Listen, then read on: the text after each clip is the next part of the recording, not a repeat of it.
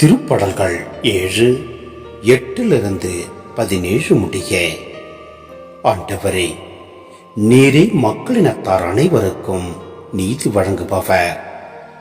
ஆண்டவரே, என் நேர்மைக்கும் வாய்மைக்கும் ஏற்ப எனக்கு தீர்ப்பளியும். பொல்லாரின் தீமையை முடிவுக்கு கொண்டு வாரும், நல்லாரை நிலைநிறுத்தும். நீர் எண்ணங்களையும் விருப்பங்களையும் கண்டறிபவர். நீதியருளும் கடவுள். கடவுளே என் கேடயம்.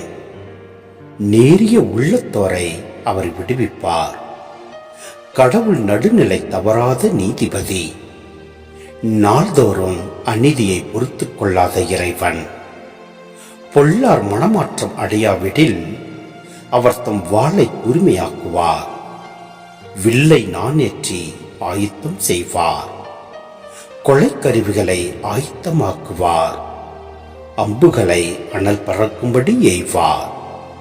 ஏனெனில் பொல்லார் கொடுமையை கருக்கொள்கின்றனர்.